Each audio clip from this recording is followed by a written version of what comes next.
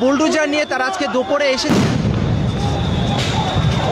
এই মুহূর্তে কিন্তু আপনারা দেখছেন যে পুলিশ কিন্তু দুটি টিয়ার গ্যাস নিক্ষেপ করেছে।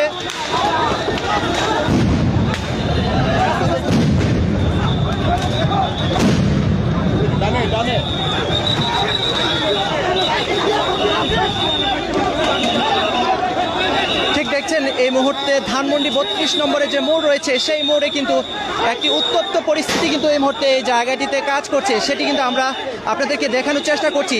আপনারা কিছুক্ষণ আগে দেখলেন যে সেনাবাহিনীর সদস্যদের ঠিক সামনে আইন শৃঙ্খলার দায়িত্বে যারা ছিলেন তাদের ঠিক সামনে দাঁড়িয়ে আমরা দেখেছি যে তাদের একটি ধাক্কাধাক্কির মতো ঘটনা কিন্তু ঘটেছে, সেটি আমরা আপনাদেরকে দেখানোর চেষ্টা করেছি। তবে পরবর্তীতে তাদের এই ধাক্কাধাক্কির ঘটনাকে কেন্দ্র করে কিন্তু এই মুহূর্তে দেখলেন যে দুটি টিয়ার গ্যাস নিক্ষেপ করা হয়েছে। এখনও কিন্তু আন্দোলনকারী বিক্ষোভকারীরা যারা এখানে এসেছিলেন তারা কিন্তু ছত্রভঙ্গ হয়ে একদম পিছনের দিকে কিন্তু চলে গিয়েছেন, সেটি কিন্তু আমরা আপনাদেরকে দেখানোর চেষ্টা করছিলাম।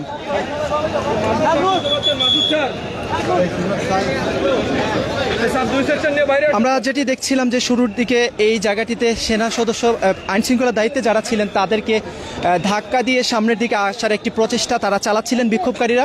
পরবর্তীতে সেই ধাক্কাকে কেন্দ্র করে কিন্তু স্বাভাবিকভাবে সেনা সদস্যরা যখন সামনের দিকে যেতে চাচ্ছিলেন ঠিক তখনই কিন্তু বিক্ষোভকারীরা কিন্তু একবারে পেছনের দিকে চলে যায়। এক পর্যায়ে সেই জায়গাটি যখন ছেড়ে দেওয়া হয় তারপরে কিন্তু ধানমন্ডি 32 নম্বরের এই বাড়ির দিকে কিন্তু আবারই কিন্তু তারা আসার চেষ্টা করে এবং তাদের যে জন্য তারা এখানে এসেছে তারা বলছিলেন যে ধানমন্ডি 32 নম্বরের বাড়ি তারা ভাঙবেন, সেই জন্যই কিন্তু তারা আবারও ভিতরে যাওয়ার চেষ্টা করছিলেন। ঠিক সেই মুহূর্তে আমরা লক্ষ্য করেছি কয়েকটি টিয়ার গ্যাস নিক্ষেপ করা হয়েছে, তার পরবর্তীতে তারা কিন্তু এই মুহূর্তে এই জায়গাটি ছেড়ে একবারে পিছনের দিকে চলে গিয়েছে, সেটি আপনারা লক্ষ্য করছেন।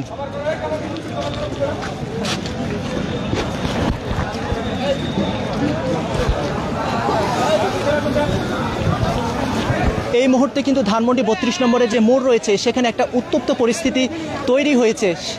আইন শৃঙ্খলার দায়িত্বে যারা রয়েছে আপনারা দেখছিলেন যে আন্দোলনকারীরা বিক্ষোভকারীরা কিন্তু ধানমন্ডি 32 নম্বরের দিকে আবারও কিন্তু যাওয়ার চেষ্টা করছিল।